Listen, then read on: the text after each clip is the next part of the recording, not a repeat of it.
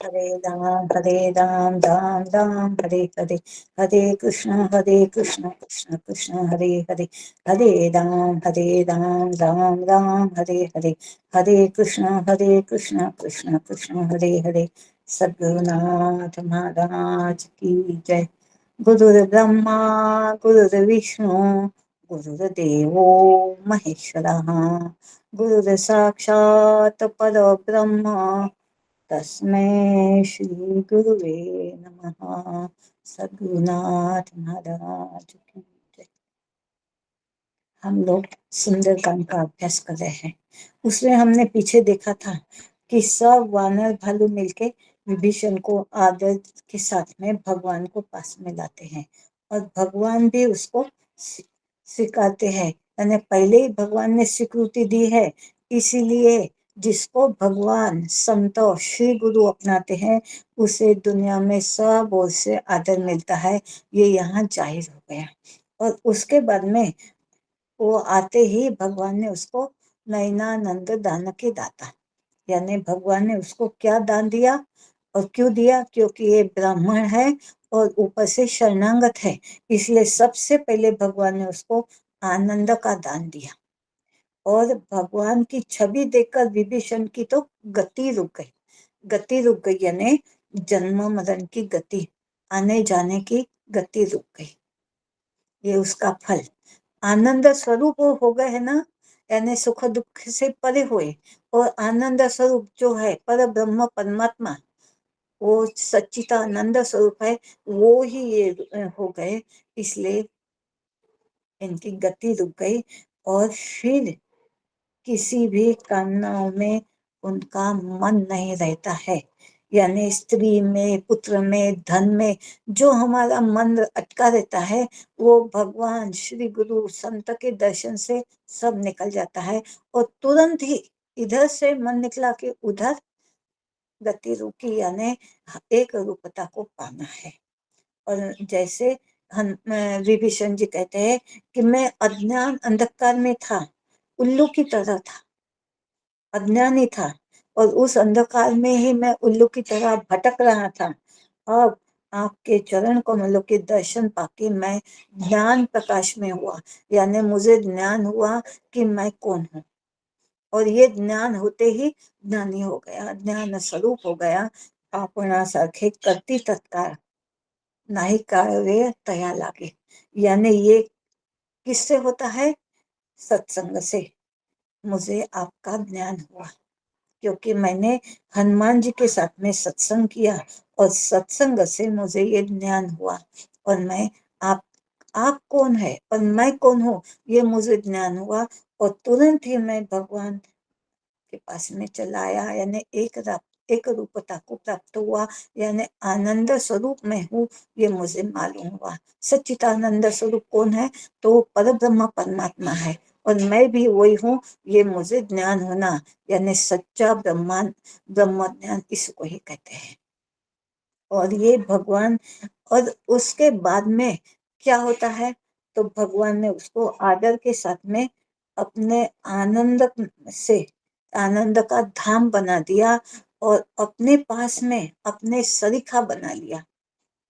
यानी भगवान सबसे पहले राजा है तो उसे भी लंकेश का दिया, यानी उसको भी राजा बनाया और फिर उसको आनंद का दान दिया और अपने पास में बैठाया एकदम बराबरी का, यानी अपने जैसा ही बनाया, आपणा सारखे कति तत्काळ। और सब तरफ से, यानी इधर से देह बुद्धि से भी और आत्मा बुद्धि से भी उन्होंने अपने जैसा से बना लिया। और भगवान ने फिर लंकेश कहा और कहा कि तुम्हारे परिवार के कुशल मंगल को, यानी ये परिवार की, घर की, बीबी बच्चों की चिंता छोड़ के आया था ना, इसलिए भगवान ने वो चिंता अपने सिर ले ली और उसके कुशल मंगल पूछते हैं। और दूसरा बोलते हैं कि धर्म कैसा चल रहा है। भगवान को ये दो ही बातें चाहिए, एक सबके संसार का त्याग और धर्म पे मार्ग पे चलना। मना सज्जना भक्ति पंथेची जावे, जो ये पंथ पे चलता है और यानी धर्म के पंथ पे चलता है और विवेक और वैराग्य साथ में रखता है, ऐसा ये हो गया है। इसलिए उसने क्या त्यागा? तो लोभ मद मत्सर को त्यागा और उसे त्याग कर उसकी जगह पे भगवान के चरण कमलों की स्थापना करती है। ये उसने किया। इसलिए ये कब कर सकते हैं? जब भगवान अनुकूल होते हैं। जहाँ पर आप अनुकूल, यानी भगवान जिसके पर अनुकूल होते हैं, यानी ये सगुण राम जिसके पर अनुकूल होते हैं, उसे संतोष, यानी वो सत्संग करता है। और दूसरा क्या करता है? वो सगुण राम की कृपा कब होती है? कि वो सब घर दार संसार के तरफ से निकलकर, यानी संसार से विमुख होकर भगवान के सन्मुख हो जाता है। यानी काम क्रोध मद मत्सर ये सब का त्याग करता है। उसके जगह पे भक्ति विवेक वैराग्य यानी दैवी गुण संपदा लाता है। तब ये भगवान श्री राम जी यानी दशरथ नंदन राम, यानी वो ही जो सगुण राम है, वो कृपा करते हैं और उनकी कृपा से सत्संग मिलता है। यानी हनुमान जी को किसने भेजा? भगवान श्री राम ने, सगुण राम ने भेजा। और तब विभीषण को सत्संग मिला हनुमान जी के साथ में। और सत्संग का परिणाम क्या हुआ? कि वो सब का त्याग करने की उसमें हिम्मत आ गई और सब छोड़ छाड़ के लंका का त्याग करके यहाँ आए भगवान के पास में। और उसका परिणाम एक रूपता में हुआ, संत समागम होता है। और जैसे संत श्री गुरु के समागम होते ही निर्गुण निराकार पर ब्रह्म का यानी सच्चिदानंद स्वरूप भगवान का ज्ञान हुआ और ज्ञान रूप हो गए। यही सबसे भाग्यवान की बात है। जो हमने शुरुआत में देखा था कि हम भाग्यवान है, यानी क्या है? कि हमारे संसार में घर दार एकदम अच्छा है, बंगला है, गाड़ी है, बाल बच्चे सब अच्छे। ये भाग्यवान की ये यानी पहचान नहीं है। सही भाग्यवान की पहचान ये है कि भगवान उसे अपना समझे, श्री गुरु उसे अपना समझे, संत का समागम मिले और आनंद स्वरूप वो बन जाए।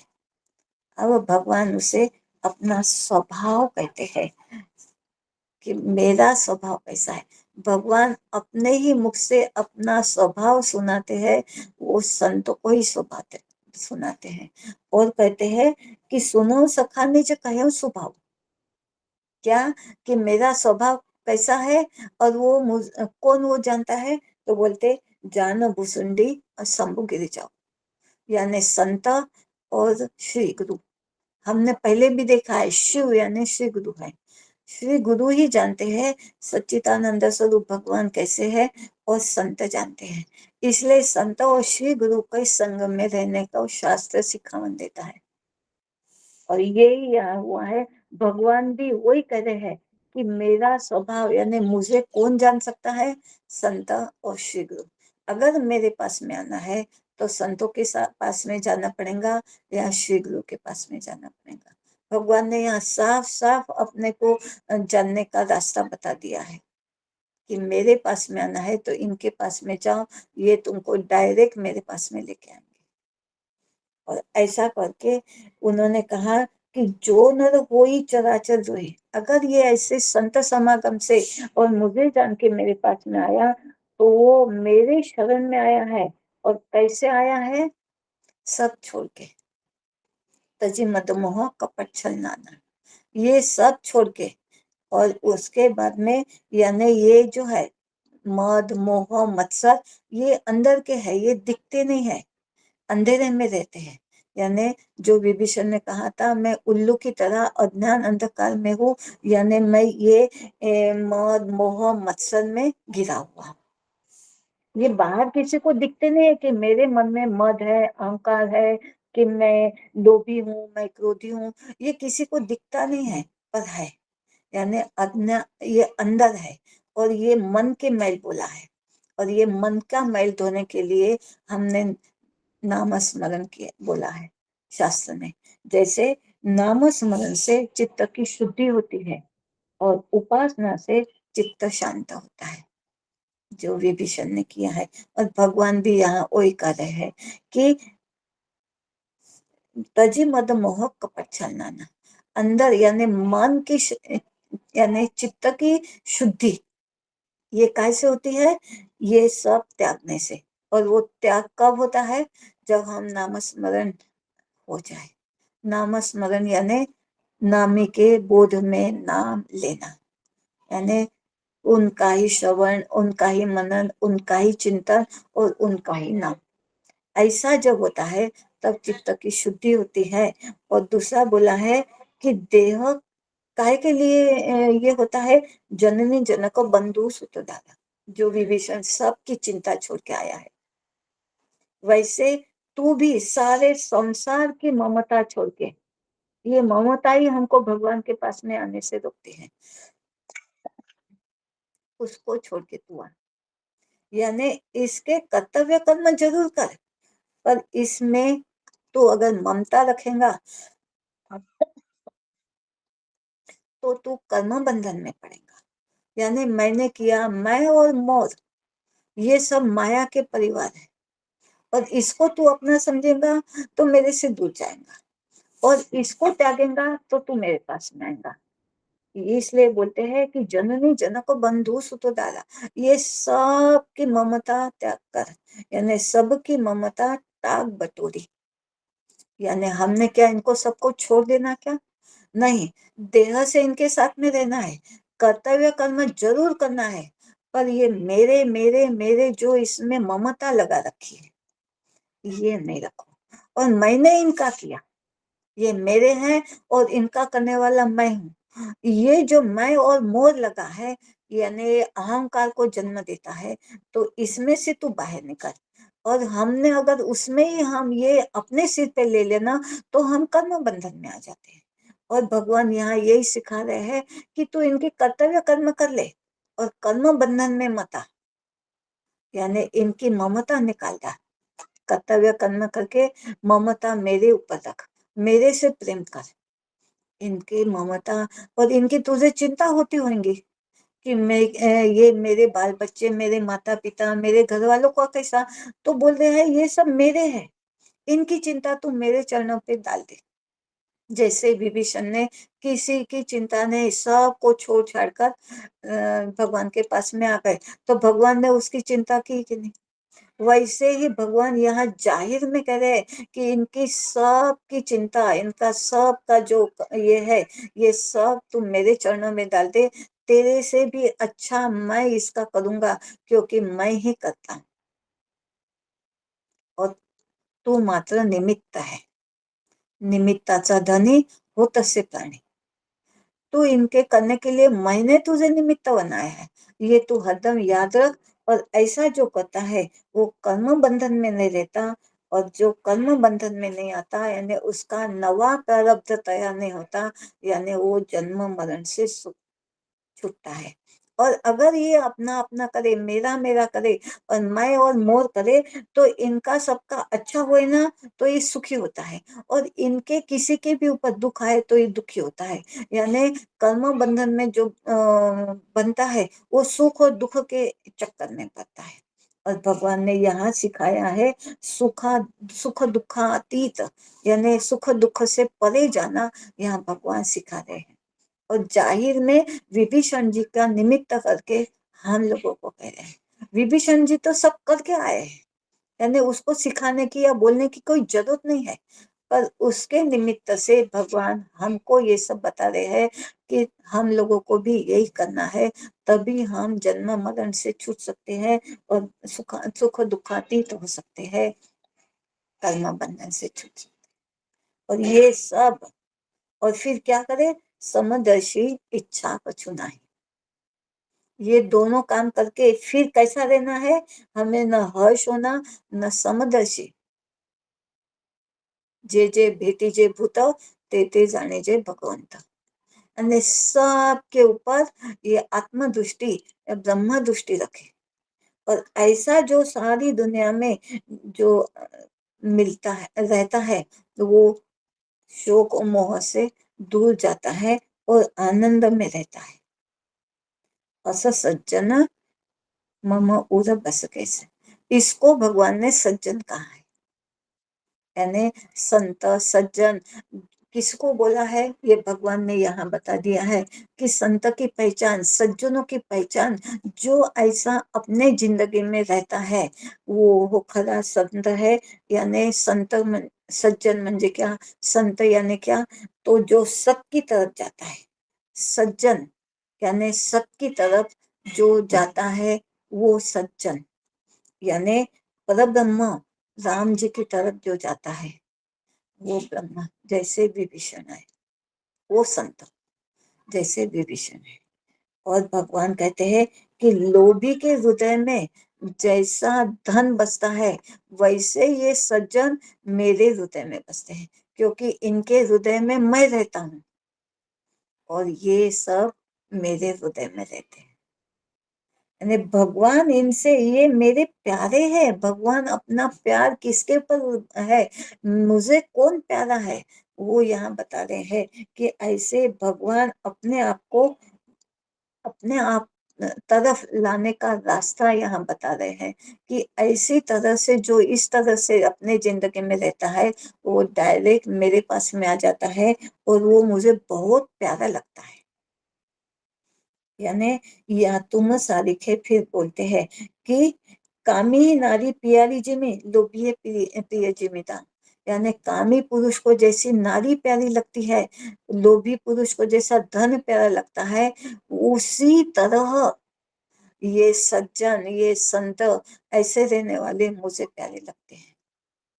और इधर फिर आगे कहते हैं तुम सारिखे संत प्रिय मोरे, जो ऐसे है वो संत है और वो संत मुझे अच्छे लगते हैं और वो तुम हो, इसलिए मैंने तुमको अपनाया है।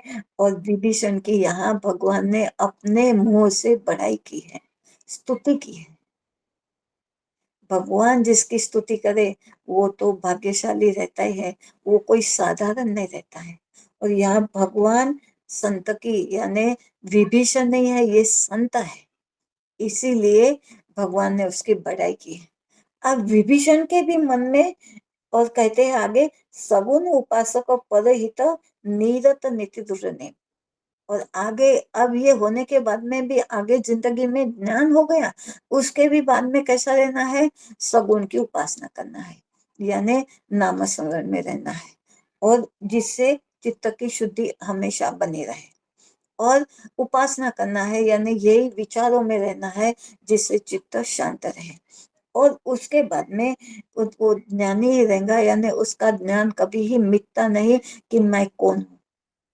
यानी सही ब्रह्म ज्ञान क्या है, ब्रह्म सत्य जगन मिथ्या, ये हमेशा, नहीं तो उस इससे अगर अपने आप को दूर करे ना तो ये ज्ञान जाते भी उसको देर नहीं लगती।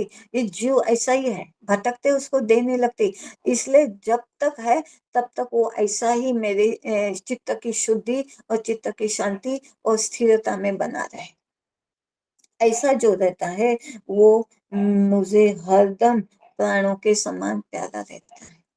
यानी हमारे जिंदगी में हमको कैसे जीना है, और ये ज्ञान श्री गुरु जो बोध हमको देते हैं वो बोध हमको हमारे जीवन में उतारना है और वैसे ही हमको जीना है। ऐसा जो जीते हैं वो भगवान को प्यारे लगते हैं, श्री गुरु को प्यारे लगते हैं, संत को प्यारे लगते हैं। और आगे कहते हैं कि ये सब लक्षण सुनु लंकेश सकल गुण तोरे, ये सब तेरे इसमें भरे हुए हैं। और फिर से यहाँ भगवान ने उसको लंकेश करके आवाज दिया है।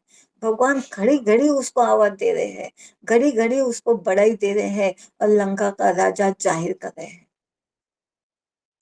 और बोलते हैं राम बचन सुनी वानर जो था, और सब जब भगवान ने ही जाहिर कर दिया तो सबको भी मन में पक्का विश्वास हो गया कि ये लंकेश, ये होने वाला है विभीषण, यानी रावण मरने वाला है और हमारी युद्ध में जय होने वाली है। यानी ये विजय की घोषणा जय श्री राम करके सबने कर दी है। एक घोषणा हो गई है एक प्रकार की कि ये सब विजयी होने वाले हैं, क्योंकि भगवान ने जाहिर किया है। और जो बात भगवान बोलते हैं वो अटल हो जाती है, वो होती है, होती है, होती ही है। और फिर कहते हैं, सुनत विभीषण प्रभु कई बानी, नहीं अगाध श्रवणामृत बानी। ये कानों से अमृत पी रहे हैं। यहाँ बीच में विभीषण कुछ भी नहीं बोले, और बोधामृत, ज्ञानामृत, ये सब जो श्री गुरु सुनाते हैं, जो संत सुनाते हैं, वो ही भगवान सुना रहे हैं। और वो सुनते सुनते विभीषण अघाते नहीं, यानी तृप्त ही नहीं हो रहे हैं कि कितना मिले और कितना नहीं, ऐसा उनको बहुत आनंद को प्राप्त हो रहे हैं। इसलिए कहा है कि एक गुरुपता को प्राप्त होने के बाद में विभीषण के मन में भी थोड़ा कि अपने मन का जो पहले था विचार, वो भगवान को और एक बात साफ बता देते हैं। कहते हैं कि सुनहु देव सचराचर स्वामी, तरत पालुर अंतर जाने। कि भगवान बोले कि हे देव सुनो, आप तो सचराचर के स्वामी हो, और आपने मुझे ये बढ़ाई दी है, और अंतर की भी आप जानते हो, बाहर की भी आप जानते हो कि मैं रावण ने मेरा अपमान किया, पर मेरे अंदर में क्या था ये भी आप जानते हो। तो भी मैं मेरी गलती कबूल करता है, यानी भगवान के सामने अपने जो सही गलत है सब बोल देने में ही अच्छा रहता है। तो यहाँ विभीषण कहते हैं कि जब मैं निकला, और ममपुर बसी तपस्विन पर प्रीति, जैसे ये रावण ने बोला था कि मेरे यहाँ रहता है, मेरे यहाँ खाता पीता है, मेरा पाला हुआ रहे, ये विभीषण को बहुत बुरा लगा था। और एक क्षण के लिए मन में ऐसा आया था कि मुझे भी ऐसा राज्य मिल जाए तो बराबर है। और अब आपके पास में आया हूं ना, तो आपके ज्ञानामृत में ये मेरी वासना बह गई। अब नहीं है, आया था तब था, पर आपके दर्शन से, आपके बोधामृत से वो मेरी वासना कब बह गई मुझे भी मालूम नहीं गिरा। अब नहीं है मुझे इच्छा, पर वो क्षण, एक क्षण के लिए मन में विचार जरूर आया था, ज्यादा टिका नहीं है, पर मन में वो विचार आया था, अब कृपालु निज भगति पावनी। और साफ कहते हैं कि मुझे राजा बीजा ऐसा कुछ नहीं दिया तो चलता है, पर मुझे आपकी भगति पावनी देहो कृपा करिए, कि आप मुझे ये भक्ति दे दीजिए। जैसे उधर हनुमान जी ने वही कहा था, नाथ भगति अति सुखदायनी, और ये भी यही कहा है। यानी संत चाहते क्या है, हनुमान जी को भी हमने संत कहा था, और विभीषण भी संत के रूप में आए हैं, भक्त है, संत है। तो हनुमान जी ने भी ये कहा था कि नाथ भगति अति सुखदायनी, और इधर विभीषण भी ये कह रहे हैं कि अब कृपालु निज भगति पावनी। और वहीं वहां भी भगवान ने एवं मस्तु कहे भुवानी, और यहाँ भी भगवान ने एवं मस्तु कहा है, तुरंत दे दी। संतों को तो भक्ति तुरंत दे देते हैं, वो भी अनपायनी, यानी कभी भी नष्ट न हो, ऐसी देह कृपा करी अनपायनी, यानी कभी भी मेरे मन से आपकी भक्ति न निकले, वैसा आप करो। ये भगवान ही कर सकते हैं, श्री गुरु ही कर सकते हैं, जो इन्होंने अपनी कह दिया। यानी पावन, जैसे अपन बोलते हैं कि पावन यानी पवित्र, वो गंगा है, वैसी ही गंगे के जैसी वो मेरे हृदय में भक्ति बची रहे, उस एवं मस्तु तब कयो भगवान। हनुमान जी को भी एवं मस्तु कहा था, एवं मस्तु कही प्रभु रंधीरा। यहाँ भी भगवान ने एवं मस्तु कहा है, उधर भी भगवान ने तुरंत एवं मस्तु कहा था। हनुमान जी को भी कहा था ना कि एवं मस्तु तब कयो भगवानी, और यहाँ भी कह रहे हैं एवं मस्तु कही प्रभु रणधीरा। दोनों को भी भगवान ने एवं मस्तु कहकर, यानी ऐसा ही हो कहकर अपना आशीर्वाद दे दिया है। लेकिन प्रभु तो रणधीर है, एक बात जो बात कह देते हैं वो करके ही रहते हैं। भगवान की वाणी कभी खाली नहीं जाती, इसलिए भगवान कहते हैं कि मैं जो कह चुका हूँ वो तो होने ही वाला है। इसलिए उन्होंने जो कहा कि तुम्हें भक्ति चाहिए, तो भक्ति तो देता ही हूँ, पर मैंने तुम्हें लंकेश कहा है, इसलिए तुम लंका का स्वामी तो हो। लंका अचल राज्य तुम करो। ये अचल राज्य जो रावण को देना चाहते थे, उसने नहीं लिया, वो भगवान के शरण में नहीं आया, तो डायरेक्ट डायरेक्ट भगवान ने इसको दे दिया। हनुमान जी ने कहा था ना, लंका चलो राजू तुम कहो। तो ये संत हम लोगों को ऐसे ही सिखावन देते हैं, पर हम जैसे रावण नहीं मान रहा ना, वैसे हम भी नहीं मानते संतों का, श्री गुरु का कहना, और उसको भुगतना पड़ता है जैसे रावण भुगत रहा है। पर विभीषण ने बात मान ली है, तो उसको दोनों भी मिल गए। भक्ति तो मिली मिली, और भगवान खुद कह रहे हैं कि तू भक्ति चाहता है ना, तो वो तो मैं देता ही हूँ, पर मैं मेरी ओर से कि मांगा तुरंत सिंधु, मेरी ओर से क्या देता हूँ कि मेरा असक ही तिलक, क्योंकि ये मैं क्यों कर रहा दे रहा हूँ कि मेरा दर्शन अमोघ है, उसका कुछ ना कुछ फल जरूर मिलता है, इसलिए मैं तुझे ये राज्य दे रहा हूँ। और मांगा तुरंत सिंधु कर मिला, यानी सिर्फ बोल के नहीं, भगवान ने तुरंत ही राज्याभिषेक कर दिया। और उसमें सब, यानी राज्याभिषेक में सब नदियों का जल होना चाहिए। और यहाँ कहाँ से लाए, इसलिए भगवान ने तुरंत कहा सिंधु का नीरा, यानी सिंधु में गंगा, यमुना, सरस्वती, नर्मदा, कावेरी, गोदावरी, सब नदियां, महानदी है ये सब, उसमें आके मिलती है और एक रूप हो जाती है, यानी सागर में सब नदियां होती है। इसलिए भगवान ने सागर के पानी से, यानी सागर के जल से तीर्थ स्वरूप जो है, उससे विभीषण जी का राज्याभिषेक कर दिया। और राजा ही, भगवान महाराजा है, और राजा ही राजा का तिलक कर सकता है। और भगवान ने ये सम्राटपन अपना ही, जो सम्राट जो भगवान जैसे है, वैसा ही विभीषण को सम्राट बना दिया, और बोला कि उन्होंने अपने हाथ से उसका राज्य तिलक करवाया। और कहा कि रावण क्रोध अनल निज, श्वास समेत प्रचंड।